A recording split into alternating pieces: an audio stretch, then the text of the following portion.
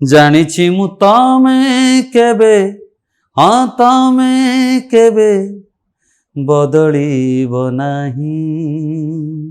ମୁଁ ନିଜକୁ ବଦଳେଇ ଦେଲି, ମୁଁ ନିଜକୁ ବଦଳେଇ ଦେଲି। ଆଜିକାଲି ମତେ ନେଇ ଚାରିଆଡ଼େ ଚର୍ଚ୍ଚା, ଆଜିକାଲି ମତେ ନେଇ ଚାରିଆଡ଼େ ଚର୍ଚ୍ଚା। ଆଜିକାଲି ମାସକରେ ବହୁତ ଦିନ ମୁମ୍ବାଇରେ ରହୁଥିବା ସଙ୍ଗୀତଜ୍ଞ ପ୍ରେମାନନ୍ଦ ଆଜି ନ୍ୟୁଜ୍ ରୁମ୍ର ଷ୍ଟୁଡ଼ିଓରେ ଅଛନ୍ତି। ଯେ ଅନେକ ଚର୍ଚ୍ଚିତ ଗୀତ ତିଆରି କରିଛନ୍ତି, ଯାହା ସମ୍ପର୍କରେ ସେ ସୂଚନା ଦେବେ ଆଜିର କାର୍ଯ୍ୟକ୍ରମରେ। ନ୍ୟୁଜ୍ ରୁମ୍ର ଅତିଥି ଭାବରେ ତାଙ୍କୁ ଆମେ ଗୋଟିଏ ନିର୍ଦ୍ଦିଷ୍ଟ କାରଣ ପାଇଁ ଡାକିଛୁ। ଏବେ ସୁଇସାଇଡ୍ ବଢ଼ି ଚାଲିଛି, ଆତ୍ମହତ୍ୟା ବଢ଼ି ଚାଲିଛି। ଆପଣ ଦେଖିଥିବେ କଟକର ସେଇ କାଠନଜୀ ଉପରେ ଥିବା ପୋଲ, ଯାହା ଉପରେ ଆମେ ସବୁଦିନ ଖବର ପାଉଛୁ, ଗଣମାଧ୍ୟମରେ ଶିରୋନାମା ପାଲଟୁଥିବା ମର୍ମନ୍ତୁଦ ଆତ୍ମହତ୍ୟାର କାହାଣୀ ଗୁଡ଼ିକ। ସ୍ୱାମୀ ସ୍ତ୍ରୀଙ୍କର ଆତ୍ମହତ୍ୟା, ପ୍ରେମିକ ପ୍ରେମିକାଙ୍କର ଆତ୍ମହତ୍ୟା, ଦାରିଦ୍ର୍ୟ ଯୋଗୁଁ, ଅଭାବ ଅନଟନ ଯୋଗୁଁ, ପ୍ରେମ ଜନିତ କାରଣରୁ ଅନେକ ଗୁଡ଼ିଏ ଆତ୍ମହତ୍ୟା ଘଟୁଛି। ଆଉ କୁହାଯାଏ ଗୋଟିଏ ଆତ୍ମହତ୍ୟା ଆଉ ଗୋଟିଏ ଆତ୍ମହତ୍ୟାର କାରଣ ବନେ। ଅର୍ଥାତ୍ ଯିଏ ଆତ୍ମହତ୍ୟା କରିବା ପାଇଁ ଚାହୁଁଥିବ, ସେ ଯେତେବେଳେ ସେଇଭଳି ଖବରଟିଏ ପାଇବ, ଟେଲିଭିଜନ ଚ୍ୟାନେଲ ହେଉ, ଡିଜିଟାଲ ପ୍ଲାଟଫର୍ମ ମାଧ୍ୟମରେ ହେଉ, ଖବରକାଗଜ ମାଧ୍ୟମରେ ହେଉ, ତାହେଲେ ଆତ୍ମହତ୍ୟା କରିବାର ଇଚ୍ଛା ତା ଭିତରେ ବଢ଼ିଯିବ। ଏତିକି ବେଳେ ପ୍ରେମାନନ୍ଦ ମୋ ସହିତ ଅଛନ୍ତି, ଯିଏ ଆତ୍ମହତ୍ୟା ନ କରିବା ପାଇଁ ଗୀତ ମାଧ୍ୟମରେ ଏକ ବାର୍ତ୍ତା ଦେଉଛନ୍ତି। ପ୍ରେମାନନ୍ଦଙ୍କୁ ସ୍ୱାଗତ କରିବା ନ୍ୟୁଜ୍ ରୁମ୍ରେ। ପ୍ରେମାନନ୍ଦ, ପ୍ରଥମେ ସେ ଗୀତଟି ଆମ ଦର୍ଶକମାନଙ୍କୁ ଶୁଣାନ୍ତୁ, ଯେଉଁ ଗୀତଟି ଆପଣ ପ୍ରସ୍ତୁତ କରୁଛନ୍ତି। ଯେଉଁମାନେ ଆତ୍ମହତ୍ୟା କରିବା ପାଇଁ ଚାହୁଁଛନ୍ତି ବା ଆତ୍ମହତ୍ୟା କଲା ପରେ ପରିବାର ଭିତରେ ଦୁଃଖ ତିଆରି ହେଇଛି, ଆତ୍ମହତ୍ୟା ବନ୍ଦ କରିବା ପାଇଁ ଜଣେ ସଙ୍ଗୀତଜ୍ଞର ପ୍ରଚେଷ୍ଟା, କ'ଣ ସେ ଗୀତଟି? ପ୍ରଥମେ ସମସ୍ତଙ୍କୁ ନମସ୍କାର, ଜୟ ଜଗନ୍ନାଥ। ମୁଁ ଦି ଧାଡ଼ି ଗାଇବି, ଯେହେତୁ ଯେଉଁ ଗୀତ ଯିଏ ଗାଇଛନ୍ତି ନିଷାଦ ମିଶ୍ର, ନୂଆ ସିଙ୍ଗର, ପ୍ରଥମ ତାଙ୍କୁ ଏଇ ଗୀତରେ ହିଁ ତାକୁ ଆଜି ଇଣ୍ଟ୍ରୋଡ୍ୟୁସ୍ କରାଯାଇଛି। ମୁଁ ଖାଲି କହିବି, ଆତ୍ମହତ୍ୟା କର ନାହିଁ, କର ନାହିଁ, କର ନାହିଁ, ଆତ୍ମହତ୍ୟା କର ନାହିଁ, କର ନାହିଁ, କର ନାହିଁ। ସେ ପନ୍ଥୀ ହେଉଛି ଏ ଜୀବନ, ଏ ମଣିଷ ଜୀବନ ନୁହେଁ ହାରିବା ପାଇଁ, ଏ ମଣିଷ ଜୀବନ ନୁହେଁ ହାରିବା ପାଇଁ, କେତେ ମୂଲ୍ୟବାନ ଏ ଜୀବନ ହାରୁଛ କାହିଁ। ଏ ମଣିଷ ଜୀବନ ନୁହେଁ ହାରିବା ପାଇଁ, କେତେ ମୂଲ୍ୟବାନ ଏ ଜୀବନ ହାରୁଛ କାହିଁ। କେହି ଜଣେ ତମକୁ ଅପେକ୍ଷା ବି କରିଥିବ, ଭାବୁନ କାହିଁ। ଜୀବନକୁ ହାରିଦେଲେ ସମସ୍ୟାର ସମାଧାନ ହେବ ବି ନାହିଁ। ଦୁନିଆ ଛାଡ଼ିଲେ ନିନ୍ଦା, ଖାଲି ନିନ୍ଦା, ପ୍ରଶଂସା ନାହିଁ। ତେଣୁ ଆତ୍ମହତ୍ୟା କର ନାହିଁ, ଆତ୍ମହତ୍ୟା କର ନାହିଁ, ଆତ୍ମହତ୍ୟା। ସ୍ୱର ଆପଣ ତିଆରି କରିଛନ୍ତି? ମୁଁ କମ୍ପୋଜିସନ୍ କରିଛି ଏବଂ ଲେଖିଛି ମଧ୍ୟ। ଆଜ୍ଞା। ତ କାହିଁକି ଆପଣ ପ୍ରେରଣା ପାଇଲେ ଏ ଗୀତଟି ଲେଖିବା ପାଇଁ? ମୁଁ କିଛି ଦିନ ହେଲା ମୁଁ ଏ ଗୀତ ବିଷୟରେ ମୋତେ ଯେତେବେଳେ ଆମର ଆଡ଼ିସନାଲ୍ ସିପି ଯେ ଉମାଶଙ୍କର ଦାସ ଏଥିରେ ଥିଲେ, ଭୁବନେଶ୍ୱରରେ ଆଡ଼ିସନାଲ୍ କମିଶନର ଥିଲେ, ମୋତେ କହିଲେ, ପ୍ରେମାନନ୍ଦ ବାବୁ, ଆପଣ କମର୍ସିଆଲି ତ ସିନେମା ଗୀତ କରୁଛନ୍ତି, ସବୁ ପ୍ରକାର ଗୀତ କରୁଛନ୍ତି, ସେଟା ଆପଣଙ୍କର ପେଟ ପାଟଣା ପାଇଁ, କିନ୍ତୁ ଗୋଟେ ସମାଜର ଗୋଟେ ସେବା, ଗୀତ ମାଧ୍ୟମରେ ଆପଣ ବି ସେବା କରିପାରିବେ। ଏତେ ଆତ୍ମହତ୍ୟା ମାଧ୍ୟମରେ ସେବା କରିପାରିବେ ନିଶ୍ଚିତ। ଏବଂ କହିଲେ ଯେ ଏତେ ଆତ୍ମହତ୍ୟାଟା ବଢ଼ି ଯାଉଛି, କାରଣ ସେମାନେ ହିଁ ବେଶୀ ଫେସ୍ କରୁଛନ୍ତି, ପୋଲିସ ଡିପାର୍ଟମେଣ୍ଟ। ତେଣୁ ଆପଣ ଗୋଟେ ଆତ୍ମହତ୍ୟାକୁ ନେଇକି ଗୋଟେ ଗୀତ କରନ୍ତୁ। ଏବଂ ଏଇ କିଛି ଦିନ ହେବ କଟକରୁ ଭୁବନେଶ୍ୱର ଆସିବା ଟାଇମ୍ରେ, ସେ କାଠଯୋଡ଼ିରେ ହେଉ, ମହାନଦୀରେ ହେଉ, ସମ୍ବଲପୁର ହେଉ, ଓଡ଼ିଶାର ପ୍ରତ୍ୟେକ କୋଣ ଅନୁକୋଣରୁ ପ୍ରତିଦିନ ଆସୁଛି ସୁଇସାଇଡ୍। ଆପଣଙ୍କୁ ସେମିତି ଗୋଟେ କିଛି କାହାଣୀ ଅଛି, ଆତ୍ମହତ୍ୟାର କାହାଣୀ, ଯାହା ଆପଣଙ୍କୁ ବହୁତ ଦୁଃଖ ଦେଇଛି? ନିଶ୍ଚିତ, ଏମିତି ତ ଅନେକ ଘଟଣା ମୁଁ ଜାଣିଛି।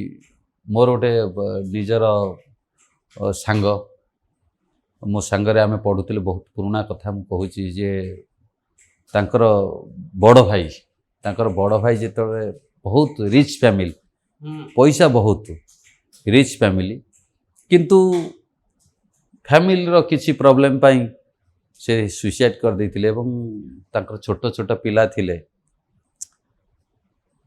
ସେ ଛୋଟ ଛୋଟ ପିଲାମାନଙ୍କୁ କେମିତି, ପଇସା ଅଛି, ସବୁ ଅଛି, କିନ୍ତୁ ସେମାନଙ୍କୁ କିଏ ମାନେ ଗ୍ରହଣ କରିବ ବା ତାଙ୍କର ଯତ୍ନ କିଏ ନେବ ସମସ୍ତେ ସମସ୍ତଙ୍କର ଇଏ କରୁଛି। ମୁଁ କହୁଛି ଆମର ରବି ବାବୁ ଯେ ରବୀନ୍ଦ୍ର ମୋହନ ସାହୁ ଯେ ମାନେ ଫିଲ୍ମ ପ୍ରଡ୍ୟୁସର ଯେ ତାଙ୍କ ପୁଅ ଆପୁଲ କଥା କହୁଥିଲି ସେ ସବୁ ସିନେମା କରନ୍ତି ତେଣୁ ବହୁତ କ୍ଲୋଜ୍।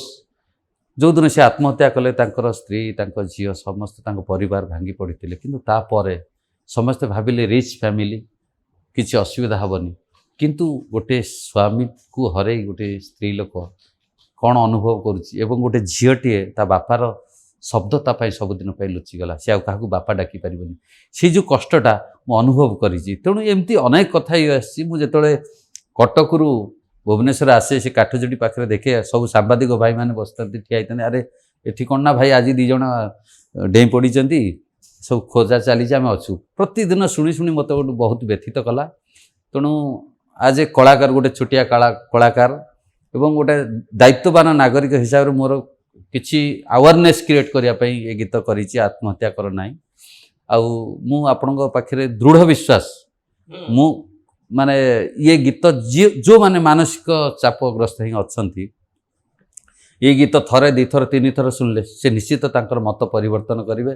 ଏଇଟା ମୁଁ ଜଗନ୍ନାଥଙ୍କ ଉପରେ ମୋର ଏତିକି ବିଶ୍ୱାସ ଅଛି ଭରସା ଅଛି ଏବଂ ମୋ ସ୍ୱର ଏବଂ ଶବ୍ଦରେ ଭରସା ଅଛି ବିଶ୍ୱାସ ଅଛି ସ୍ୱର ଆଉ ଶବ୍ଦରେ ବିଶ୍ୱାସ ନିଶ୍ଚିତ। ଏବଂ ଏ ଗୀତ ଶୁଣିଲେ ମୋଟିଭେଟ୍ ହେଇପାରିବେ କାରଣ ମୋର ଯେଉଁ ଏବେ ଗୋଟେ ସିଜିନ୍ ଚାଲିଛି ପ୍ରେମ ଆନନ୍ଦ ଗଜଲ ଇଭିନିଂ ତା ଭିତରେ ଯେଉଁ ଲୋକ ଲେଖିଛନ୍ତି ମୁଁ କହିବେ ଯଦି ମୁଁ କିଛି ମେସେଜ ପଢ଼ିଦେବି ଆପଣ ଭାବିନଥିବେ ଯେ ପ୍ରେମାନନ୍ଦ ଗଜଲ ଇଭିନିଂ କରୁଛନ୍ତି ଆପଣ ପ୍ରେମାନନ୍ଦ ଓଡ଼ିଆ ଗଜଲ ଇଭିନିଂ ଯେଉଁ ଚାଲିଛି କେବଳ ଚାଲିଛି ରବୀନ୍ଦ୍ର ମଣ୍ଡପରେ ମୁଁ ପ୍ରତିବର୍ଷ ଜାନୁଆରୀରେ କରେ ତା ସେ ଗୀତ ମାଧ୍ୟମରେ ଯେଉଁ ମେସେଜ ଆସୁଛି ମୋ ପାଖକୁ କୋଉ ଗୀତଟି ଆପଣଙ୍କୁ ବହୁତ ମେସେଜ ପାଇଛନ୍ତି ଆପଣ ବହୁତ ଗୀତର ମେସେଜ ପାଇଛି। ମୁଁ ଖାଲି ଗୋଟାଏ ଗୀତର ଉଦାହରଣଟା ଦଉଛି ଶଶାଙ୍କ ଶେଖର ଗାଇଛନ୍ତି ଜାଣିଛି ମୁଁ ତମେ କେବେ ବଦଳିବ ନାହିଁ ମୁଁ ନିଜକୁ ବଦଳେଇ ଦେଲି। କ'ଣ ସେ ଗୀତ ଟିକେ ସ୍ୱରଚିତ ଭାବରେ ବୋଲନ୍ତୁ। ନିଶ୍ଚିତ ମୁଁ ଗାଉଛି ଜାଣିଛି ମୁଁ ତମେ କେବେ ବଦଳିବ ନାହିଁ ମୁଁ ନିଜକୁ ବଦଳେଇ ଦେଲି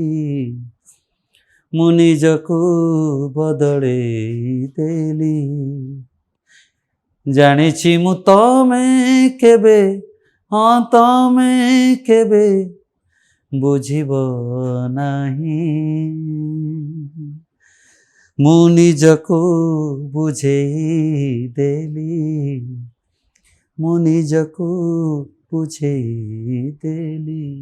ମୁଁ ଏ ଗୀତର ଗୋଟେ କାହାଣୀ କହିବି ତ ତାପରେ କ'ଣ ଅଛି ସବୁ ତା ଭିତରେ ଅନେକ ଥର ମୁଁ ବୁଝେଇବା ପାଇଁ ଚେଷ୍ଟା ମଧ୍ୟ କରିଥିଲି। ଜାଣିଛି ମୁଁ ତମେ କେବେ ବୁଝିବ ନାହିଁ ମୁଁ ନିଜକୁ ବୁଝେଇଥିଲି ଇଏ ହେଉଛି ଗୋଟେ ଫ୍ୟାମିଲିର ସମସ୍ୟା ଯେ ତମେ ଯେହେତୁ ବୁଝିବନି ମୁଁ ନିଜକୁ ବୁଝେଇଦେଲେ ଯଦି ଆମେ 2 ଜଣ ଯୁକ୍ତି ଲାଇନ୍ ଗୁଡାକ କ'ଣ ପ୍ରେମାନନ୍ଦ ବାବୁ ମନେ ଅଛି କି ଆପଣ ଅଛି ମୁଁ ଖାଲି ସେଇ ଗୀତର ଗୋଟେ ଜଣେ ମେସେଜ ପଠେଇଛନ୍ତି ମୁଁ ତାଙ୍କ ନାଁଟା ଟିକେ ଡିସକ୍ଲୋଜ୍ କରିବାକୁ ଚାହୁଁନି ମିଡ଼ିଆ ଆଗରେ। ସେ କହିଛନ୍ତି ସାର୍ ଆପଣଙ୍କ ଗୀତ ଗୁଡ଼ିକ ଜୀବନ୍ତ ହେଲେ ସାର୍ ଆଉ ଗୋଟେ ରିକ୍ୱେଷ୍ଟ ଆପଣଙ୍କ ଲେଖାର ଅନେକ ପରିବାର ବିଚ୍ଛେଦ ନ ହୋଇ ଯୋଡ଼ି ହେଇଯାଉଛନ୍ତି ଏଇଟା ଜ୍ୱଳନ୍ତ ଉଦାହରଣ ଅଛି।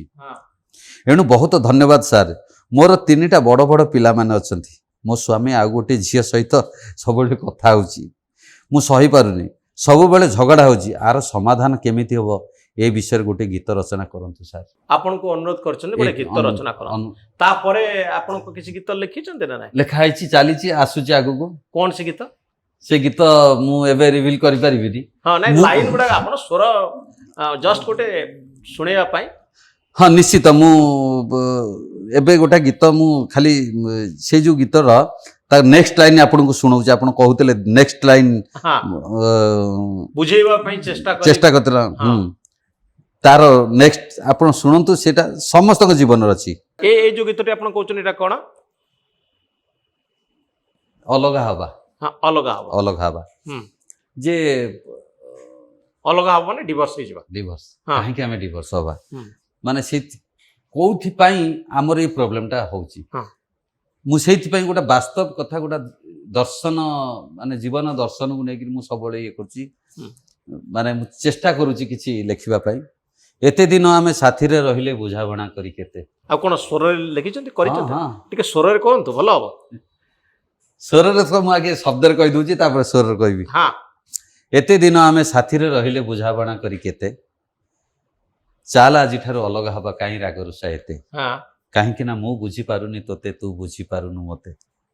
ଏଇଟା ହେଉଛି ଆର ମୁଖୁଡ଼ା ଅନ୍ତରା ହେଉଛି ଗୋଟିଏ ଦିନ ବି ଶାନ୍ତିରେ ତ ଆମେ ରହି ତ ପାରିଲେ ନାହିଁ, ଗୋଟିଏ ଦିନ ବି ଶାନ୍ତିରେ ତ ଆମେ ରହି ତ ପାରିଲେ ନାହିଁ, କେମିତି ଭାବୁଛ ବାକି ଏତେ ଦିନ କାଟିବା ସାଥିରେ ରହି।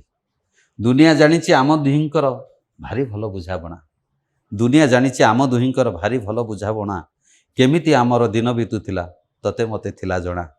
ଏତେ ଦିନ ଆମେ ମିଛରେ ମିଛରେ ଅଭିନୟ କଲେ କେତେ, ଏତେ ଦିନ ଆମେ ମିଛରେ ମିଛରେ ଅଭିନୟ କଲେ କେତେ, ଚାଲ ଆଜିଠାରୁ ଦୂରେଇ ଯିବା କାହିଁ ପାଟିତୁଣ୍ଡ ଏତେ, କାହିଁକି ନା ମୁଁ ବୁଝିପାରୁନି ତୋତେ ତୁ ବୁଝିପାରୁନି ମୋତେ। ତାର ସେକେଣ୍ଡ ପଂକ୍ତି, ତମେ ଯଦି କେବେ କିଛି କହୁଥିଲ ଭୁଲ ମୋତେ ଲାଗୁଥିଲା, ତମେ ଯଦି କେବେ କିଛି କହୁଥିଲ ଭୁଲ ମୋତେ ଲାଗୁଥିଲା, ତମେ ଭାବୁଥିଲ ଅହଙ୍କାର ମୋର ଦୁହେଁ ଭାବିବାର ଥିଲା, ତମେ ଭାବୁଥିଲ ଅହଙ୍କାର ମୋର ଦୁହେଁ ଭାବିବାର ଥିଲା। ତୁଟି ଯାଉ ପଛେ ମିଛ ସମ୍ପର୍କ, ତୁଟି ଯାଉ ପଛେ ମିଛ ସମ୍ପର୍କ, ଦୋଷ ଆମେ ଦେବା ନାହିଁ, ଭାବି ନେବା ଆମେ ଆମ ଏ ବନ୍ଧନ ଥିଲା କେଇ ଦିନ ପାଇଁ।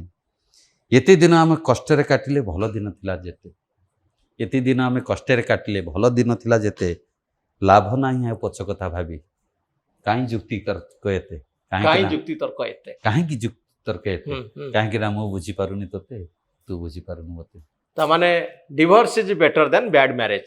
ରାଇଟ୍, ଯଦି ତ ଗୋଟେ ଇଏରେ ବୁଲନ୍ତୁ ତାକୁ ସ୍ୱର ସହିତ ହଁ, ବିବାହ ବିଚ୍ଛେଦ ହେଇଯିବା ଭଲ, ଯଦି ସମ୍ପର୍କ ଭଲ ନାହିଁ ତାହେଲେ ବିଚ୍ଛେଦ ହେଇଯିବା।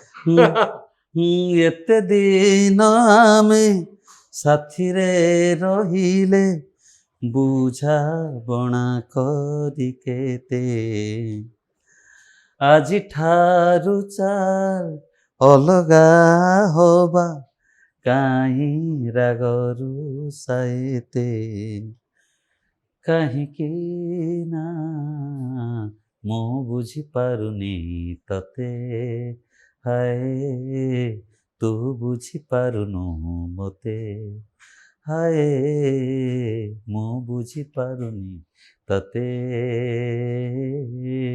ତୁ ବୁଝିପାରୁନୁ ମୋତେ। କିନ୍ତୁ ପ୍ରେମାନନ୍ଦ ବାବୁ, ଆପଣ ପୂର୍ବରୁ ମିଳନର କଥା କହୁଥିଲେ, ଏଠି ବିଚ୍ଛେଦକୁ ସପୋର୍ଟ କରୁଛନ୍ତି, ପ୍ରକୃତରେ ଆପଣ ଚାହୁଁଛନ୍ତି କ'ଣ? ନାଇଁ ଦେଖନ୍ତୁ, ମୁଁ ସବୁ ଟାଇପ୍ର ଗୀତ, ହଁ ସବୁ ଯଦି ଦେଖନ୍ତୁ ଯଦି କମ୍ପ୍ରମାଇଜ ହେଇପାରୁନି, ହଁ ଜାଣିଛି ମୁଁ ତମେ କେବେ ବଦଳିବ ନାହିଁ, ମୁଁ ନିଜକୁ ବଦଳେଇ ଦେଲି, ତାପରେ ଯଦି ଆମେ ବଦଳି ପାରୁନା ବେଟର ହବ ଆମେ ଅଲଗା ହେଇଯିବା ବେଟର, କାହିଁ ପାଟିତୁଣ୍ଡ କରିବା, କାହିଁ ଝାମେଲା କରି ଲାଭ କଣ ସେଠି ଅଛି? ତା ପୂର୍ବରୁ ଆପଣ କହୁଥିଲେ ହଁ। ଯେହେତୁ ଆମେ କାହାକୁ କେହି ବୁଝିପାରିଲେନି, ମୁଁ ଏଥର ବୁଝିଗଲି, ମୁଁ ନିଜକୁ ବୁଝେଇଦେଲି, ବୁଝେଇଲି ଆଉ ବୁଝେଇ ବୁଝେଇ ଥକି ଗଲା ପରେ ନିଜେ ନିଜକୁ ବୁଝେଇଦେଲି, Right. ଏଇଟା ଥିଲା। ନିଶ୍ଚିତ ଅର୍ଥାତ୍ କମ୍ପ୍ରମାଇଜ ର କଥା ଆପଣ ନିଶ୍ଚିତ କହୁଛନ୍ତି। ଅଛି, ତାପରେ ଦି ଜଣ ସ୍ୱାମୀ ସ୍ତ୍ରୀ ଆରାମରେ ରହିଲେ। ରହିଲେ ସେକେଣ୍ଡ ଫେଜ ରେ ଆପଣ କ'ଣ କଲେ ନା, ଗୋଟେ ଗୀତ କରୁଛନ୍ତି ଯୋଉଥିରେ କହୁଛନ୍ତି ବୁଝାବୁଣା ଯଦି ସମ୍ଭବ ନ ହଉଛି ତାହେଲେ ଡିଭୋର୍ସ ହେଇଗଲେ ବେଟର। ବେଟର। ତାର ସୋସିଆଲ ମେସେଜ ଟା ଆପଣଙ୍କର ଏଇଆ, ସୋସିଆଲ ମେସେଜ ଏଇଆ, ଯଦି ଆମେ ବୁଝାବଣା କରି ରହିପାରିଲେ ନାହିଁ, ଚେଷ୍ଟା କରି ମଧ୍ୟ ହେଇପାରିଲା ନାହିଁ, ବେଟର ଆମେ ଅଲଗା ହେଇଯିବା ଉଚିତ। କିନ୍ତୁ କମ୍ପ୍ରମାଇଜ କୋଉ ପର୍ଯ୍ୟନ୍ତ ଚାଲିବ? ଯେତେବେଳେ ଆମେ ଚେଷ୍ଟା ଶେଷ ପର୍ଯ୍ୟନ୍ତ ଚେଷ୍ଟା କରେ, କାରଣ ମୋର ସେ ଗୀତରେ ଉଦାହରଣ ଅଛି, ଜଣେ ମାଇଣ୍ଡ ସେଟ୍ କରିଥିଲେ ଡିଭୋର୍ସ କରିବେ ବୋଲି, ସେ ଗୀତ ଶୁଣି ସାରିଲା ପରେ ଶଶାଙ୍କ ଶେଖର ତାର ସିଙ୍ଗର, ରାତି 1ଟା ବେଳେ ତାକୁ ଫୋନ ଆସିଲା ଯେ ସାରଙ୍କ ସହିତ ମୁଁ ଦିପଦ କଥା ହେବାକୁ ଚାହୁଁଛି, ମୋ ସହିତ ମୁଁ ଏତେ ରାତିରେ ଫୋନ ଦେଖିକି ଡରିଗଲି, ମୁଁ କହିଲି ଆରେ ଏତେ ରାତିରେ କାହିଁକି ଫୋନ କଲା ପରେ ସେ ମୋତେ କାନ୍ଦିଥିଲେ ମୋ ସହିତ, କହିଲେ ମୁଁ ଯେଉଁ ମାଇଣ୍ଡ ସେଟ୍ କରିଥିଲି, ମୋର ଯେଉଁ ଇଗୋ ଥିଲା, ଆପଣଙ୍କ ଗୀତ ଶୁଣି ସାରିଲା ପରେ ସେ ଇଗୋ ମୋର ହଟିଗଲା, ମୁଁ ଆଉ ଆଜିଠାରୁ ଆମର ଝଗଡ଼ା ହେବନି, ଆମେ ରହିଲୁ। କି ପୁଅ ନା ଝିଅ, କିଏ ସ୍ୱାମୀ ନା ସ୍ତ୍ରୀ? ସ୍ୱାମୀ ମୋତେ ଫୋନ କରିଥିଲେ। ହଁ ହଁ, ତେଣୁ ଏଇଟା ହେଉଛି ମୋର ଗୋଟା ମାନେ ଖୁସି ଲାଗୁଛି, ସେ ଜଣେ ହଉ ବା 2 ଜଣ ହଉ 5 ଜଣ, ମୁଁ ଯଦି କିଛି ମାଇଣ୍ଡ ସେଟ୍ ବା ପରିବର୍ତ୍ତନ ଟିକେ ଆସିପାରୁଛି, ସେଇଟା ମୋ ପାଇଁ ବହୁତ ବଡ଼ କଥା। ତ ମାନେ ସେ ଯୋଉ ପୁରୁଣା ଗୀତଟା ଆପଣ ଶୁଣଉଥିଲେ, ଆଜ୍ଞା, ଯେ ଆମେ କେହି କାହାକୁ ବୁଝିଲେନି, ମୁଁ ଏଥର ଯେହେତୁ ମୋ କଥା କେହି ବୁଝିପାରିଲେନି, ମୁଁ ନିଜେ ବୁଝି ଯାଉଛି, ତ କମ୍ପ୍ରମାଇଜ ଫର୍ମୁଲା ଜଣେ ନେଇ ଆସୁଛି। ନିଶ୍ଚିତ ନିଶ୍ଚିତ। ତ ସେଇ ମେସେଜଟା ଯୋଉ ଆପଣଙ୍କୁ ଜଣେ କିଏ ଲେଖିଥିଲେ, ଆଜ୍ଞା, ଯେ ମୁଁ ଏମିତି ଅସୁବିଧାରେ ପଡ଼ିଛି, ମୁଁ କ'ଣ କରିବି ବୋଲି, ଆପଣଙ୍କ ଗୀତ ଶୁଣିଲା ପରେ କ'ଣ ହେଲା ତାଙ୍କର ପ୍ରତିକ୍ରିୟା? ନାଇଁ, ମୁଁ ସେ ଲେଖିଛନ୍ତି ଯେ ସାର୍ ନେକ୍ସଟ ସିଜିନ୍ ଯେଉଁ ହେବ ମୋ ପାଇଁ ଗୋଟେ ଗୀତ ନେଇ ଲେଖିବେ, ମୁଁ ନିଶ୍ଚିତ ତାଙ୍କ ପାଇଁ ଗୋଟା ଗୀତ ନିଶ୍ଚିତ ଲେଖିଛନ୍ତି। ଲେଖିବି। ହଁ ମୁଁ ବର୍ତ୍ତମାନ ଚାଲିଛି, ହୁଁ, ତେଣୁ ମୁଁ ଆଉ ଗୋଟେ କଥା କହୁଛି, ହୁଁ, ଏଇଟା ବି ସେଇ କମ୍ପ୍ରମାଇଜ ଇଏର, ଭଲ ପାଇବା ପୂର୍ବରୁ କେମିତି ଥାଏ, ହୁଁ, ଭଲ ପାଇବା ପରେ ବାହାଘର ପରେ କେମିତି ହୁଏ। ସବୁ ଦୋଷ ଖାଲି ମୋର କହିକି କି ଖୁସି ପାଉଛ କୁହ, ହୁଁ, ସବୁ ଦୋଷ ଖାଲି ମୋର କହିକି କି ଖୁସି ପାଉଛ କୁହ, ତମର ବି କିଛି ଭୁଲ ଅଛି ବୋଲି ଥରେ ହେଲେ ମାନିନିଅ। ହୁଁ, ରାତି ସାରା ମୋତେ ଉଜାଗର ରଖି କେମିତି ଶାନ୍ତିରେ ଶୁଅ, କେମିତି ଶାନ୍ତିରେ ଶୁଅ। ହୁଁ, ତାର ଅନ୍ତରାଟା, ତମେ ଯଦି କହିଦିଅ କେବେ ବି କିଛି, ମୁଁ ସହିଯାଏ ସବୁ କିଛି ନ ଭାବି। ତମେ ଯଦି କହିଦିଅ କେବେ ବି କିଛି, ମୁଁ ସହିଯାଏ ସବୁ କିଛି ନ ଭାବି। ତମ ସାଥେ ଚାଲିବାକୁ ନିଜେ ବାଛିଛି, ମୁଁ ନିଜକୁ ପଚାରିକି ଉତ୍ତର ଦେବି। ହୁଁ, ଭଲ ପାଏ ବୋଲି ଏମିତି ନୁହେଁ କି ଦୋଷ ଖାଲି ଦଉଥିବ, ହୁଁ, ଭଲ ପାଏ ବୋଲି ଏମିତି ନୁହେଁ କି ଦୋଷ ଖାଲି ଦଉଥିବ। ତମେ ପରା ଦିନେ ମୋତେ କହିଥିଲ ସବୁ ଦୋଷ ସହିଯିବ, ତମେ ପରା ଦିନେ ମୋତେ କହିଥିଲ ସବୁ ଦୋଷ ସହିଯିବ। କଥା ଦେଲା ପରେ ଭୁଲିଯିବା ତୁମ ଇଏ କି ଲକ୍ଷଣ କୁହ, ସବୁ ଦୋଷ ଖାଲି ମୋର କହିକି କି ଖୁସି ପାଉଛ କୁହ। ସେକେଣ୍ଡ ଅନ୍ତରା, ହୁଁ, ମନକୁ ମନଟା ଯଦି ବୁଝିପାରୁନି, ମନକୁ ମନଟା ଯଦି ବୁଝିପାରୁନି, ଏଇ ମନର କଥାକୁ ଆଉ କିଏ ବୁଝିବ। ମନକୁ ମନଟା ଯଦି ବୁଝିପାରୁନି, ଏଇ ମନର କଥାକୁ ଆଉ କିଏ ବୁଝିବ। ରାଗ ରୋଷାରେ ଯଦି ସମୟ ଯିବ, ଏ ସମୟଟା ଆଉ କ'ଣ ଫେରି ଆସିବ। ତମେ ପରା ଦିନେ ମୋତେ କହିଥିଲ ତମେ ସବୁଠାରୁ ଭଲ, ତମେ ପରା ଦିନେ ମୋତେ କହିଥିଲ ତମେ ସବୁଠାରୁ ଭଲ। ସେଇ ଭରସାରେ ହାତ ଧରିଥିଲି କେମିତି ବଦଳିଗଲ, ସେଇ ଭରସାରେ ହାତ ଧରିଥିଲି କେମିତି ବଦଳିଗଲ। ଆଉ ତମଠାରୁ ଚାହୁଁନାହିଁ କିଛି, ଆଉ ତମଠାରୁ ଚାହୁଁନାହିଁ କିଛି, ଖାଲି ଟିକେ ଭଲ ପାଅ, ସବୁ ଦୋଷ ଖାଲି ମୋର କହିକି କି ଖୁସି ପାଉଛ କୁହ। ଆକୁ ସ୍ୱର କଲେଣି ଆର ଚାଲିଛି କମ୍ପୋଜିସନ, ଧୀରେ ଧୀରେ ଆର ଚାଲିଛି। ସ୍ୱର କେମିତି ହେଇପାରେ ଟିକେ ଗୋଟେ ଲାଇନ ଖାଲି ଶୁଣାନ୍ତା ମୋ ଦର୍ଶକ। ସବୁ ଦୋଷ ଖାଲି ମୋର କହିକି କି ଖୁସି ପାଉଛ କୁହ, ତମର ବି କିଛି ଭୁଲ ଅଛି ବୋଲି ଥରେ ହେଲେ ମାନିନିଅ। ରାତି ସାରା ମୋତେ ଉଜାଗରେ ରଖି କେମିତି ଶାନ୍ତିରେ ଶୁଅ, ସବୁ ଦୋଷ ଖାଲି ମୋର କହିକି କି ଖୁସି ପାଉଛ କୁହ। ଏସବୁ ଗୀତ ଗୁଡ଼ିକ ଆପଣ ପ୍ରକୃତରେ ସାମାଜିକ ସମସ୍ୟାକୁ ଲକ୍ଷ୍ୟ କରି ଲେଖନ୍ତି। ନିଶ୍ଚିତ ହୁଁ। ସାମାଜିକ ସମସ୍ୟାକୁ ନେଇକରି। ବେଶୀ ବିବାହ ବିଚ୍ଛେଦ ପ୍ରେମ ପ୍ରତାରଣା ପ୍ରତାରଣା ଆଜିକାଲି ଆମ ସମାଜର ସମସ୍ୟା ହିଁ ସେ ଗୋଟେ ହେଇଗଲାଣି। ଏମିତି ସେ ଯେଉଁ ସମସ୍ୟା ଗୁଡ଼ା, ହଁ ସେ ସମସ୍ୟା ଗୁଡ଼ାକୁ ମାନେ ଆମେ କେହି କହିପାରୁନେ, ହୁଁ କିନ୍ତୁ ଆଟଲିଷ୍ଟ ଗୀତ ଦ୍ୱାରା ତ କିଛି ଲୋକଙ୍କ ପାଖରେ ପହଞ୍ଚି ପାରୁଛି, ହୁଁ ଲୋକମାନେ କିଛି ଇଏ କରିପାରୁଛନ୍ତି। ହୁଁ ମାନେ ଆଉ ଗୋଟେ ଗୀତ ଅଛି, ମୁଁ ହଁ ସେଟାକୁ କହିବି। ଚର୍ଚ୍ଚା ଆଜିକାଲି ମାନେ ଯେମିତି ଚର୍ଚ୍ଚା, ଆପଣଙ୍କୁ ନେଇ ଚର୍ଚ୍ଚା, ମୋତେ ନେଇ ଚର୍ଚ୍ଚା, ବା ଆମର ମୁଖ୍ୟମନ୍ତ୍ରୀଙ୍କୁ ନେଇ ଚର୍ଚ୍ଚା, ମୋଦିକୁ ନେଇ ଚର୍ଚ୍ଚା। ଚର୍ଚ୍ଚାଟାର କ'ଣ ଆକ୍ଷରିକ ମାନେ କୋଉଥିପାଇଁ ଚର୍ଚ୍ଚା ଆମେ ହବା, ଆମେ ଲାଇମଲାଇଟକୁ ଆସିଲେ ହବ, ଆମେ ଲୋକ ଚିହ୍ନିଲେ ହବ, କି ଗୋଟେ କଣ୍ଟ୍ରୋଭର୍ସି କ୍ରିଏଟ୍ ହେଲେ ଚର୍ଚ୍ଚା ହବ। ମୁଁ ସେଇ ଚର୍ଚ୍ଚାକୁ ନେଇକରି ଗୋଟେ ଗୀତ ଲେଖିଛି, ତାକୁ ଶଶାଙ୍କ ଶେଖର ଗାଇଛନ୍ତି। ଆଜିକାଲି ମୋତେ ନେଇ ଚାରିଆଡ଼େ ଚର୍ଚ୍ଚା, ହୁଁ ଆଜିକାଲି ମୋତେ ନେଇ ଚାରିଆଡ଼େ ଚର୍ଚ୍ଚା, ମୋ ସାଥିରେ ମିଶିବାକୁ, ମୋ ସାଥିରେ ହସିବାକୁ ସଭିଙ୍କର ଥାଏ ହେ ଟିକେ ଟିକେ ଇଚ୍ଛା। ଆଜିକାଲି ମୋତେ ନେଇ ଚାରିଆଡ଼େ ଚର୍ଚ୍ଚା। ଅନ୍ତରା, ଚର୍ଚ୍ଚା ଚର୍ଚ୍ଚା ସବୁବେଳେ ନିନ୍ଦାରୁ ଆରମ୍ଭ ହୁଏ। ଚର୍ଚ୍ଚା ସବୁବେଳେ ନିନ୍ଦାରୁ ଆରମ୍ଭ ହୁଏ, ଯିଏ ବେଶୀ ଆପଣାର ସିଏ ବେଶୀ ନିନ୍ଦା ଦିଏ। ଚର୍ଚ୍ଚା ସବୁବେଳେ ନିନ୍ଦାରୁ ଆରମ୍ଭ ହୁଏ, ଯିଏ ବେଶୀ ଆପଣାର ଯିଏ ବେଶୀ ଆପଣାର ସିଏ ବେଶୀ ନିନ୍ଦା ଦିଏ। ହୁଁ ଚର୍ଚ୍ଚା ସଭିଙ୍କର ଭାଗ୍ୟରେ ନଥାଏ, ହୁଁ ଚର୍ଚ୍ଚା ସଭିଙ୍କର ଭାଗ୍ୟରେ ନଥାଏ, ସିଏ ବଡ଼ ଭାଗ୍ୟବାନ ଯାହା ନାଁରେ ଚର୍ଚ୍ଚା ହୁଏ। ହୁଁ ଚର୍ଚ୍ଚା ସଭିଙ୍କର ଭାଗ୍ୟରେ ନଥାଏ, ଯିଏ ବଡ଼ ଭାଗ୍ୟବାନ ତା ନାଁରେ ଚର୍ଚ୍ଚା ହୁଏ। ତା ପାଇଁ କଷ୍ଟ ଯିଏ ପାଇଥାଏ ବଡ଼ ସଫଳତା, ହୁଁ ସେଇ ଲୋକ ପାଇଁ କଷ୍ଟ ଯିଏ ସଫଳତା ପାଇଥାଏ। ଆଜିକାଲି ମୋତେ ନେଇ ଚାରିଆଡ଼େ ଚର୍ଚ୍ଚା, ମୋ ସାଥିରେ ବୁଲିବାକୁ, ମୋ ସାଥିରେ ଚାଲିବାକୁ ସଭିଙ୍କର ଥାଏ ହେ ଟିକେ ଟିକେ ଇଚ୍ଛା। ଆଜିକାଲି ମୋତେ ନେଇ ଚାରିଆଡ଼େ ଚର୍ଚ୍ଚା। ଆର ସ୍ୱର ହେଇ ସାରିଲାଣି। ସେଇ ସାଥି ତାର ଆଉ ସେକେଣ୍ଡ ଅନ୍ତରାଟା, ହୁଁ ମୋତେ କେହି ଜଣେ ଖୁସି ହେଇ ଗାଳି କରେ, ହୁଁ ମୋତେ କେହି ଜଣେ ଖୁସି ହେଇ ଗାଳି କରେ, ବୋଧେ ମୁଁ ତାର କେବେ ନା କିଛି ଉପକାର କରିଛି। ହୁଁ ଆପଣ ସେଇଟା ମନ ପକାନ୍ତୁ। ଆପଣ ଯାହା ପାଇଁ କିଛି କରିଥିବେ ସେଇ ଲୋକ ହିଁ ଆପଣଙ୍କୁ ପ୍ରଥମେ ଗାଳି କରିବ। ହଁ। ତେଣୁ ମୋତେ କେହି ଜଣେ ଖୁସି ହେଇ ଗାଳି କରେ, ବୋଧେ ମୁଁ ତାର କେବେ ନା କିଛି ଉପକାର କରିଛି। ମୋର ପ୍ରଶଂସାରେ କେହି ଜଣେ ତାଳି ମାରେ, ହାୟ ସତରେ ସେଇ ବିନା ସ୍ୱାର୍ଥରେ କେତେ ମୋତେ ଭଲ ପାଉଛି। ହୁଁ। ମୋର ପ୍ରଶଂସାରେ ଯିଏ ମୋତେ ତାଳି ମାରୁଛି ସେ ବିନା ସ୍ୱାର୍ଥରେ ମୋତେ ସେ ଭଲ ପାଉଛି। ଆଜିକାଲି ଅଜବ ଏ ମଣିଷ, ହୁଁ। ଅଜବ ଏ ମଣିଷ କେମିତି ବଦଳେ ପରିଭାଷା। ଆଜି ଗୋଟା ପ୍ରକାର କଥା କହୁଛି, କାଲି ଗୋଟା ପ୍ରକାର କଥା କହିବି। ଅଜବ ଏ ମଣିଷ କେମିତି ବଦଳେ ପରିଭାଷା, ଆଜିକାଲି ମୋତେ ନେଇ ଚାରିଆଡ଼େ ଚର୍ଚ୍ଚା। ମୋ ସାଥିରେ ଭାବିବାକୁ, ମୋ ସାଥିରେ ଲେଖିବାକୁ ସଭିଙ୍କର ଥାଏ ହାय ଟିକେ ଟିକେ ଇଚ୍ଛା, ସଭିଙ୍କର ଥାଏ ହାୟ ଟିକେ ଟିକେ ଇଚ୍ଛା। ଆର ଗୀତ ଆପଣ ସଙ୍ଗୀତ ସ୍ୱର ତିଆରି କଲେଣି? ଚାଲିଛି ତ ଆସିଅଛି। କେମିତି କେମିତି ହେଇପାରେ ଆର ସ୍ୱର? ନାଇଁ ହେଇଯାଇଛି ଅଲରେଡ଼ି। ହୁଁ। ମୁଁ ଆକ୍ଚୁଆଲି ଯଦି ହାରମୋନିୟମ ଥାନ୍ତା ଗୋଟା ବଢିଆ କିରି ନେକ୍ସଟ ହେଇଥାନ୍ତା। ଟାଇମ ହାରମୋନିୟମ ରେ ନିଶ୍ଚିତ। ହଁ। ଆଜିକାଲି ମୋତେ ନେଇ ଚାରିଆଡ଼େ ଚର୍ଚ୍ଚା, ଆଜିକାଲି ମୋତେ ନେଇ ଚାରିଆଡ଼େ ଚର୍ଚ୍ଚା। ମୋ ସାଥିରେ ହସିବାକୁ, ମୋ ସାଥିରେ ମିଶିବାକୁ ସଭିଙ୍କର ଥାଏ ହାୟ ଟିକେ ଟିକେ ଇଚ୍ଛା, ସଭିଙ୍କର ଥାଏ ହାୟ ଟିକେ ଟିକେ ଇଚ୍ଛା। ତ ଏଇ ଗୀତ ମାଧ୍ୟମରେ, ସ୍ୱର ମାଧ୍ୟମରେ ଆପଣ ଚାହାନ୍ତି ଗୋଟେ ସମାଜ ପରିବର୍ତ୍ତନ ହଉ। ନିଶ୍ଚିତ ମୋତେ ଭାରି ଖୁସି ଲାଗୁଛି।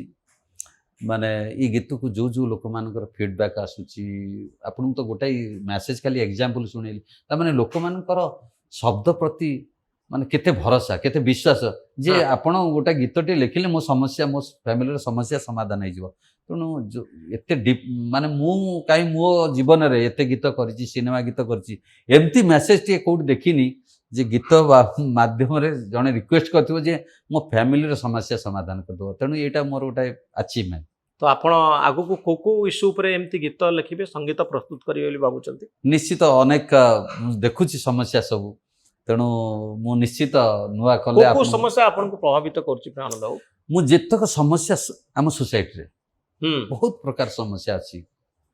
ମୁଁ ଗୋଟେ ଗୀତ ଯେମିତି କରିଥିଲି ପୂର୍ବ ଏ ସିଜିନରେ କରିଥିଲି ଯେ ସେଇଟା ଗୋଟେ ସମସ୍ୟା ନୁହଁ, ସେଇଟା ମୁଁ ଗୋଟେ ମୋ ଫିଲ୍ କରୁଥିଲି କଣ ସେଟା? ଯେ ନା ସେ ଗୀତ ଆଜି କହିବିନି, ସେଟା ଟିକେ କାଳେ କଣ୍ଟ୍ରୋଭର୍ସି ଆଡୁ ପଳେଇଯିବ। ମୁଁ କଣ୍ଟ୍ରୋଭର୍ସି ଡରୁଛନ୍ତି କାଇଁ? ନାଇଁ ମୁଁ କାହାକୁ ତ ଆପଣ ଟାର୍ଗେଟ କରୁନାହାନ୍ତି? ନାଇଁ ଟାର୍ଗେଟ ମୁଁ କରୁନି, ହୁଁ। ତଥାପି କାଳେ ଆଜିକାଲି ଦୁନିଆରେ କୋଉଠି ଛୋଟିଆ କଥାଟି ଗୀତଟି ଆପଣ କହୁଛନ୍ତି ସମାଜରେ ଅନେକ ଲୋକ ସେଇଭଳି ସମସ୍ୟାରେ ପଡିଥିବେ। କୌଣସି ବ୍ୟକ୍ତି ବିଶେଷଙ୍କର ତ ଏଇଟା ଗୋଟେ ସମସ୍ୟା ନୁହେଁ। କୌଣସି ବ୍ୟକ୍ତି ବିଶେଷ ନୁହେଁ। ବିବାହ ବିଚ୍ଛେଦ ଜଣେ ଦି ଜଣ ସେଲିବ୍ରିଟିଙ୍କ ଭିତରେ ସୀମିତ ନୁହେଁ, ଏହା ବହୁ ଲୋକଙ୍କ ଭିତରେ ସୀମିତ। ଆମେ ଲକ୍ଷ୍ୟ କରୁ ସେମାନଙ୍କୁ, ଭାବନ୍ତି ସେମାନେ ଯେ କାଳେ ଆମକୁ କିଏ କହିଲା, ଯୋଉମାନେ ଚର୍ଚ୍ଚାରେ ଥାନ୍ତି ସେମାନଙ୍କୁ, କିନ୍ତୁ ଦୁନିଆର ହଜାର ହଜାର ଲୋକ ସେଇ ସମାନ ସମସ୍ୟା ଭିତରେ ପୀଡ଼ିତ ଥାନ୍ତି। ନିଶ୍ଚିତ ତ ନିଶ୍ଚିତ। କଣ ସେ ଜିନିଷଟି ଆପଣ କହିବାକୁ ଚାହୁଁଛନ୍ତି? ମୁଁ ନେକ୍ସଟ କେବେ କହିବି, ଆଜି ନୁହେଁ, ବାକି ଟିକେ ଭାବେ କଣ କହିବି। ତେଣୁ କାହିଁକି କାଳେ କିଏ କଣ ଭାବିଦେବେ, ତେଣୁ କହିବି, ନିଶ୍ଚିତ କହିବି। ସେ ତ ଆସିବ, ସେଇ ସମାଜ ପାଇଁ ହିଁ ମୁଁ କରିଛି ଏବଂ ତା ଦ୍ୱାରା ବି କିଛି ପରିବର୍ତ୍ତନ ହେଇଛନ୍ତି, ଯେଉଁଟା ମୋ ଆଖି ଆଗରେ ହେଇଛି। କଣ ପରିବର୍ତ୍ତନ ହେଇଛି? ମୁଁ ସେ ଗୀତ ଶୁଣି ସାରିଲା ପରେ କିଛି ଲୋକ ପରିବର୍ତ୍ତନ ହେଇଛନ୍ତି। 100% ଗୀତ ଶୁଣେଇକିରି ଆପଣ ପରିବର୍ତ୍ତନ ଆଣିପାରିବେ? ମୁଁ ଚେଷ୍ଟା କରିଛି ଆଉ ହଉଛନ୍ତି, ମୁଁ ପ୍ରମାଣ ବି ରଖିଛି। ଆପଣ ଯଦି କହିବେ କୋଉ ଦିନ ଟାଇମ୍ ଦେବେ, ଯୋଉ ମାନେ ତାଙ୍କର ନିଜର ଏକ୍ସପିରିଏନ୍ସ ଆସି କହିବେ। 100% ସେତିଟା ହେଉଛି ମୋର ଆଚିଭମେଣ୍ଟ। ମୁଁ ସିନେମା ଗୀତ କରୁଛି, କରିବି ମଧ୍ୟ, କିନ୍ତୁ ଏଥିରେ ମୁଁ ଯେତିକି ଆନନ୍ଦ ପାଉଛି, ଯେତିକି ପ୍ରଶଂସା। ଏ ଗୀତ ସବୁ କୋଉଠି ଆପଣ ପଲ୍ସ ଅଫ୍ ପ୍ରେମ ଆନନ୍ଦ ମୋର ମୁଁ ଗୋଟେ ୟୁଟ୍ୟୁବ ଚ୍ୟାନେଲ କରିଛି, ସେଟା କମର୍ସିଆଲି ନୁହେଁ, ଖାଲି ପ୍ରେମ ଆନନ୍ଦ ପ୍ରିମିୟମ, କମର୍ସିଆଲ ଭ୍ୟାଲୁ ନାହିଁ। କେବଳ ଶୁଣିବେ ଭଲ କଥା, ଭଲ ଗୀତ, କେବଳ ଓଡ଼ିଆ କଥାକୁ, ଓଡ଼ିଆ ଶବ୍ଦ, ମାନେ ତା ଭିତରେ ନା ଇଂଲିଶ ଅଛି, ନା ହିନ୍ଦୀ ଅଛି, ନା ଅଲଗା କ'ଣ ଅଛି, ଏବଂ ନିଛକ ଓଡ଼ିଆ ଗଜଲ। ପୋକା ଭାଇ କରୁଥିଲେ, ଅକ୍ଷୟ ମହାନ୍ତି, ତାପରେ ପୁରା ଗ୍ୟାପ୍ ଥିଲା, କେହି କରୁନଥିଲେ। ମୁଁ ଗୋଟେ ଚେଷ୍ଟା କରିଛି, ମୁଁ ଭାବୁଛି ସମସ୍ତଙ୍କର ଭଲ ପାଇବା ରହିଲେ ସେ, ମୁଁ ତ ଜାଣୁଛି ସବୁ କେମିତି ଲୋକମାନେ ତାକୁ ସେୟାର କରୁଛନ୍ତି, ବହୁତ ଆପ୍ରିସିଏଟ୍। ମୁଁ ଗୋଟାଏ ମେସେଜ ପଢ଼େଇଲି, ବହୁତ ଅଛି, ଆପଣ ଶୁଣିବେ, ଆପଣ କହିବେ କେବଳ ଏଇ ଗୀତ ହିଁ କରନ୍ତୁ। ଆପଣ ଏଇ ସବୁ ଗୀତ ଉପରେ ସାମାଜିକ ସମସ୍ୟାକୁ ନେଇ ଗୀତ କରିବାରେ ବହୁତ ବିଶ୍ୱାସ କରୁଛନ୍ତି। ନିଶ୍ଚିତ ନିଶ୍ଚିତ ନିଶ୍ଚିତ। ମତେ ମୁଁ ଛୋଟିଆ କଥାଟା କହିବି, ଅଲେଖ ଚନ୍ଦ୍ର ବିଶ୍ୱାଳ ମାନେ ଲିଜେଣ୍ଡ, ଓଡ଼ିଶାର ଲିଜେଣ୍ଡ ଲିରିସିଷ୍ଟ। ସେ କହିଲେ ପ୍ରେମାନନ୍ଦ, ମତେ ପ୍ରେମ ଡାକନ୍ତି, ଶ୍ରଦ୍ଧାରେ ପ୍ରେମ ଡାକନ୍ତି। ତାଙ୍କ ସହିତ ମୋର କ୍ୟାରିୟରର ବିଗିନିଂରୁ ମୁଁ ତାଙ୍କ ସହିତ ଅଛି। ମତେ କହିଲେ, ପ୍ରେମ ବହୁତ ଗୀତ କରିଛ, ମୁଁ ଏ ଗୀତ ଶୁଣିକିରି ତମେ ଏତେ ଶବ୍ଦ ଏତେ ଚମତ୍କାର ଲେଖିପାର, ମାନେ ମୁଁ କେବେ ଭାବିପାରୁନି। ଆଉ ଏଇ ଗୀତ ହିଁ ତମକୁ ମାନେ ଅମର କରି ରଖିବ, ଏ ଶବ୍ଦ ଆଉ ଇନ୍ ଫ୍ୟୁଚରରେ ଦେଖିବ। ତେଣୁ ଗୋଟେ ଏତେ ବଡ଼ ଲିଜେଣ୍ଡ ଗୀତିକାର ଯେତେବେଳେ ଏତେ ପ୍ରଶଂସା କରୁଛନ୍ତି, ତାମାନେ ନିଶ୍ଚିତ ସମାଜରେ କିଛି ପ୍ରଭାବ ପକାଉଛି। ନନ୍ଦବାବୁ, ଆପଣ ଭାରତୀୟ ଜନତା ପାର୍ଟି ବା ନରେନ୍ଦ୍ର ମୋଦିଙ୍କ ପାଇଁ ଗୋଟେ ଗୀତ କରିଥିଲେ, ଫିର୍ ଆଏଗା ମୋଦି। ହଁ ଆଜ୍ଞା, କଣ ସେ ଗୀତର କେମିତି?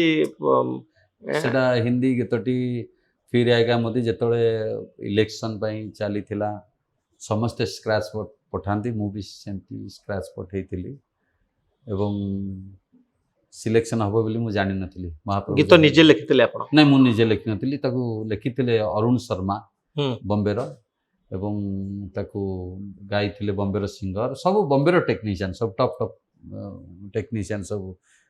ବିଜୟ ଦୟାଲ ଯେ 9 ଥର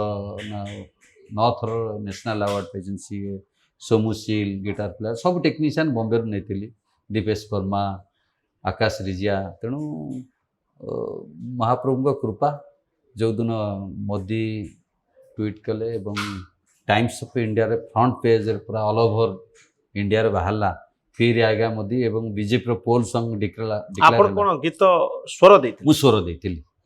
ତେଣୁ ଯେତେବେଳେ ସେଦିନ ମୁଁ ଦେଖିଲି ଫ୍ରଣ୍ଟ ପେଜ୍, ଟାଇମ୍ସ ନାଉ, ଇଣ୍ଡିଆ ଟିଭି ସବୁଥିରେ ଆସିଗଲା ନ୍ୟୁଜ୍ ହେଡ଼ଲାଇନ୍ରେ ରିପବ୍ଲିକ୍ ଭାରତ, ମୋତେ ବହୁତ ଖୁସି ଲାଗିଥିଲା। ଏବଂ ସେଇ କଥାକୁ ନେଇ ଏବେ ଆଉଟଲୁକ୍ ମ୍ୟାଗାଜିନ୍ ମୋ ଉପରେ ଗୋଟେ ଷ୍ଟୋରି କରିଛି। ତେଣୁ ମହାପ୍ରଭୁଙ୍କ କୃପା। କଣ ସେ ଗୀତର ସ୍ୱର କେମିତି ଥିଲା? ସେ ଆକ୍ଚୁଆଲି ସେ ଗୀତଟି ଏତେ ପିଚ୍ରେ ଅଛି, ତାକୁ ମୁଁ ଗାଇବାଟା ମୋ ପକ୍ଷେ ସମ୍ଭବ ନୁହଁ। ତେଣୁ ଭଲ ହେଇଥିଲା। ମୁଁ 3 ମିନିଟ୍ର ଗୀତ କରିଥିଲି, ତାପରେ ପ୍ରାଇମ୍ ମିନିଷ୍ଟରଙ୍କ ଅଫିସରୁ ଆସିଥିଲା, ନା ଏଟାକୁ 10 ମିନିଟ୍ କରାଯାଉ, କାରଣ ଯେତେକ ମାନେ ପ୍ରଧାନମନ୍ତ୍ରୀଙ୍କର ଯେତେକ ଯୋଜନା ସେ 10 ମିନିଟ୍ ସେ ଗୀତରେ ଅଛି। ସେ ଗୀତରେ ସବୁ ଗୁଡ଼ା ଯୋଜନା ଅଛି ଏବଂ ବହୁତ ଚମତ୍କାର ଭାବରେ ହେଇଥିଲା ଏବଂ ସମସ୍ତେ ତାକୁ ସେୟାର କରିଥିଲେ, ଖୁସି ଲାଗିଥିଲା। ତ ଏବେ ମୁମ୍ବାଇରେ ଆପଣ କ'ଣ କରୁଛନ୍ତି? ଏବେ ମୁଁ ମୁମ୍ବାଇରେ ହିନ୍ଦୀ ପ୍ରୋଜେକ୍ଟ ଉପରେ ଧ୍ୟାନ ଦେଉଛି। ମୋର ଏବେ ଚାଲିଛି ଗୋଟେ ପ୍ରୋଜେକ୍ଟ ଚାଲିଛି, ଜିରେ ବି କାମ କରୁଛି, ଟି ସିରିଜରେ କାମ କରୁଛି ଏବଂ ସିନେମା ପାଇଁ ଚାଲିଛି। ତେଣୁ ମହାପ୍ରଭୁଙ୍କ କୃପାରୁ ସବୁ ଠିକ୍ଠାକ୍ ଚାଲିଛି। ତ ଓଡ଼ିଶା ଅପେକ୍ଷା ଆପଣ ବେଶୀ ସମୟ ମୁମ୍ବାଇରେ ଦେଉଛନ୍ତି? ପ୍ରାୟ ଟାଇମ୍ ମୁମ୍ବାଇରେ ରହୁଛି। ଓଡ଼ିଶା ଆସୁଛି ଯେତେବେଳେ ଓଡ଼ିଆ ସିନେମା କରୁଛି। ଏବେ ଆସିଥିଲି ଓଡ଼ିଆ ସିନେମା ପାଇଁ, ଏବେ ଚାଲିଛି, ସେଟା ବି ଚାଲିଛି, କାମ ଚାଲିଛି, ସେଟା ପାଇଁ ଅଛି। ତ ଓଡ଼ିଶା ଛାଡ଼ିକରି ଆପଣ ମୁମ୍ବାଇ ପ୍ରତି କାହିଁକି ଏତେ ଆଗ୍ରହୀ ହେଉଛନ୍ତି? ଦେଖନ୍ତୁ, ସମସ୍ତଙ୍କର ଇଚ୍ଛା ଥାଏ ଗୋଟେ ବଡ଼ ଲେବୁଲରେ କିଛି କାମ କରିବା ପାଇଁ, ଗ୍ଲୋବାଲି କେମିତି ନିଜର ପରିଚୟ ଆସିବ। ଦେଖନ୍ତୁ, ମୁଁ ଆପଣମାନଙ୍କ ସହିତ ତ ଏତେ ବର୍ଷର ସମ୍ପର୍କ, ଆପଣ ଜାଣିଥିବେ, ଆପଣ ରିଜନାଲ୍ ଚ୍ୟାନେଲ୍ରେ ମୋର କେତେ ଇଣ୍ଟରଭ୍ୟୁ ହେଇଛି, କେତେ ମ୍ୟାଗାଜିନ୍ରେ ବାହାରିଛି, ପେପରରେ ବାହାରିଛି। କିନ୍ତୁ ଯେଉଁଦିନ ଆଉଟଲୁକ୍ରେ ବାହାରିଥିଲା, ମୋତେ ବହୁତ ଟପ୍ ଜାଗାରୁ ମାନେ ମୋତେ ଗୋଟେ କଂଗ୍ରାଚୁଲେସନ୍ ଜଣେଇଲେ ଏବଂ ତା'ର ଯେ ଆଉଟଲୁକ୍ ଭଳି ମ୍ୟାଗାଜିନ୍ରେ ତୁମର ଗୋଟେ କଭର ମାନେ ଫୁଲ୍ ପେଜ୍ର ଷ୍ଟୋରି କରିଥିଲେ, କେମିତି ହାଉ ଇଟ୍ ଇଜ୍ ପସିବୁଲ୍, ଏମିତି ବି ବହୁତ ଲୋକ ମୋତେ ପଚାରିଥିଲେ। ତେଣୁ ସେ ଫରକଟା ସେତିକି, ଜଣେ ଗୋଟେ ଲୋକ ଯେତିକିରେ ଥାଉ, ସେ କେବେ ସବୁବେଳେ ଚାହେଁ ବଢ଼ିବା ପାଇଁ। ମୁଁ ବର୍ତ୍ତମାନ ରାଜ୍ୟ ଭିତରେ ସୀମିତ ଅଛି, ମୁଁ ଚାହୁଁଛି ଗ୍ଲୋବାଲି ଗୋଟେ ଓଡ଼ିଶାର ଟ୍ୟାଲେଣ୍ଟ, ଓଡ଼ିଶାର କଳାକାରଟିଏ ଗ୍ଲୋବାଲି ପରିଚୟ ମିଳୁ, ସେତିକି ମୁଁ ସମସ୍ତଙ୍କୁ। ମୋ ଲାଷ୍ଟ କ୍ୱେଶ୍ଚିନ୍ ପ୍ରେମାନନ୍ଦ ବାବୁ, ଆଜ୍ଞା, ଅକ୍ଷୟ ମହାନ୍ତିଙ୍କ ପରେ ସେଇଭଳି ଜଣେ ବ୍ୟକ୍ତି ସୃଷ୍ଟି ହେଇପାରିଲେନି ଯେ ସାରା ଓଡ଼ିଶାକୁ ତାଙ୍କ କଣ୍ଠରେ ପୁରା ବାନ୍ଧି ରଖିବେ। ଆପଣ ଭାବୁଛନ୍ତି କି ଶୂନ୍ୟସ୍ଥାନ ଆଜି ପର୍ଯ୍ୟନ୍ତ ରହିଛି ନା କି ପୂରଣ କଲେଣି? ଦେଖନ୍ତୁ, କେହି କାହା ଜାଗା ପୂରଣ କରିପାରିବେ ନାହିଁ। ଖୋକା ଭାଇଙ୍କ ଜାଗା ସ୍ୱତନ୍ତ୍ର, ଖୋକା ଭାଇ ଆଣିକିରି ଆସିଥିଲେ ଏବଂ ସେ ଜାଗାଟେ ତିଆରି କରିଦେଇ ଯାଇଛନ୍ତି। କେହି କାହା ଜାଗା ପୂରଣ କରିପାରିବେ ନାହିଁ। ତେଣୁ ଆମେ ପୂରଣ କରିବା, ଆମେ ଖାଲି କେବଳ କହୁ କଥାକୁ ଯେ ୟାଙ୍କ ଜାଗା ପରେ, ୟାଙ୍କ ପରେ ଇଏ, ତାଙ୍କ ପରେ ସିଏ, ସେଟା ନୁହଁ। ସମସ୍ତଙ୍କର ସ୍ୱତନ୍ତ୍ର ଜାଗା ଅଛି ଏବଂ ଖୋକା ଭାଇ ତାଙ୍କର ସେଇ ଜାଗାଟି ସ୍ୱତନ୍ତ୍ର କରିଦେଇ ଯାଇଛନ୍ତି। ସେଟା ସେମିତି ସ୍ୱତନ୍ତ୍ର ହେଇ ରହିବ, ବର୍ଷ ବର୍ଷ ଧରି ରହିଛି, ବର୍ଷ ଧରି, କ'ଣ ଯୁଗ ଯୁଗ ଧରି ରହିବ। ସେ ଜାଗାକୁ କେହି ପୂରଣ କରିପାରିବେ ନାହିଁ। ଆଜିକାଲି ବହୁତ ଭଲ ଭଲ ସିଙ୍ଗର ବାହାରିଲେଣି, ଆଜ୍ଞା, କିନ୍ତୁ ସମସ୍ତଙ୍କ ମୁହଁରେ ରହିଲା ଭଳି ସିଙ୍ଗର ବହୁତ ବିରଳ।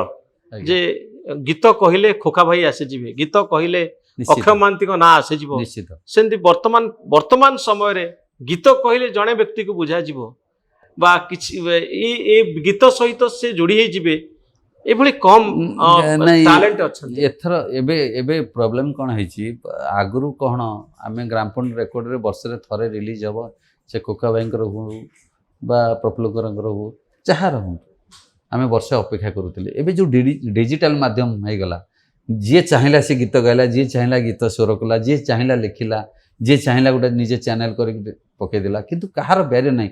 ଆଗରୁ ଗୋଟେ ଫିଲ୍ମ ପ୍ରଡ୍ୟୁସରଟେ ଗୋଟେ ସିନେମା କରିବାକୁ ହେଲେ ଆଗେ ଖୋଜୁଥିଲେ ମୁଁ କାହାକୁ ଡିରେକ୍ଟର ନେବି, କାହାକୁ ମ୍ୟୁଜିକ୍ ଡିରେକ୍ଟର ନେବି, କାହାକୁ ହିରୋ ନେବି, କାହାକୁ ଡାଇଲଗ ରାଇଟର ନେବି। ଏବେ ସେମିତି କିଛି ନାହିଁ। ଏବେ ନିଜେ ନିଜେ ସବୁ, ମୁଁ ଚାହିଁଲି ମୁଁ ଗୀତ କରି ପକେଇଲି, ମୁଁ ଚାହିଁଲି ମୁଁ ଗୋଟେ ପ୍ରଡ୍ୟୁସର ହେଇଗଲି, ମୁଁ ଚାହିଁଲି ମୁଁ ନିଜେ ଚ୍ୟାନେଲରେ। ତେଣୁକରି ଆମର ଯେଉଁ ଏତେ ମାତ୍ରାରେ ଯେଉଁ ହେଉଛି, ତେଣୁ ଆଉ ଏବେ କାହା ଉପରେ ଡିପେଣ୍ଡାଣ୍ଟ ନାହିଁ। ଯିଏ ଚାହିଁଲା ସିଏ କହିଲେ ଇଏ ବି ଭଲ ଗାଉଛି, ସିଏ ବି ଭଲ ଗାଉଛି, ସିଏ ବି ଭଲ ଲେଖୁଛି, ସିଏ ବି ଭଲ ସ୍ୱର କରୁଛି, ସେମିତି କିଛି ବାଛ ବିଚାର ନାହିଁ। ଏବେ ସବୁ ସମାନ। ପରିସ୍ଥିତି ବଦଳିଛି, ସମୟ ବି ବଦଳିଛି, ନିଶ୍ଚିତ। ଡିଜିଟାଲ ଦୁନିଆ ଡିଜିଟାଲ ନୂଆ ନୂଆ ପରିଚୟ ତିଆରି କରୁଛି। ବିଲକୁଲ ବିଲକୁଲ। ବହୁତ ଧନ୍ୟବାଦ ପ୍ରେମାନନ୍ଦ ବାବୁ ଆପଣଙ୍କର ଏଇ ଇଣ୍ଟରଭ୍ୟୁ ପାଇଁ। ବଡ଼ କଥା ହେଲା ଗୀତରେ ଗୀତରେ ସମାଜ ପାଇଁ ଗୋଟିଏ ବାର୍ତ୍ତା ଦେବା, ନିଶ୍ଚିତ। ଯୋଉଠି ଗୋଟେ ଭଲ କାମ ଆପଣ କରୁଛନ୍ତି। ଆଜ୍ଞା ଯଦି ଏ ଦୁନିଆର ଗୋଟିଏ ଲୋକ ବି ଆପଣଙ୍କ ଦ୍ୱାରା ପ୍ରଭାବିତ ହେଇପାରିଲା, ଗୋଟେ ଭଲ କାମ କଲା ନିଶ୍ଚିତ ଏବଂ ଆତ୍ମହତ୍ୟାରୁ ନିଜକୁ ରକ୍ଷା କରିପାରିଲା, ବିବାହ ବିଚ୍ଛେଦ ବନ୍ଦ ହେଇପାରିଲା, ତାହେଲେ ଆପଣଙ୍କ ଶ୍ରମ ସାର୍ଥକ ହବ ବୋଲି କହିବା। ନିଶ୍ଚିତ। ଦୁନିଆରେ ତ ବହୁତ କାମ ଆପଣ କଲେଣି, ପାରିଶ୍ରମିକ ପାଉଛନ୍ତି, ବହୁତ ନହେଲେ ମଧ୍ୟ ଆପଣଙ୍କର ସେମିତି କିଛି ଗୋଟେ ଅସୁବିଧା ନାହିଁ। କିନ୍ତୁ ସମାଜ ପରିବର୍ତ୍ତନର ଯୋଉ ବାର୍ତ୍ତା ତା ନିଶ୍ଚିତ ଭାବରେ ପ୍ରଶଂସା ଯୋଗ୍ୟ। ବହୁତ ଧନ୍ୟବାଦ ପ୍ରେମାନନ୍ଦ। ଥ୍ୟାଙ୍କ ୟୁ ଜୟ ଜଗନ୍ନାଥ।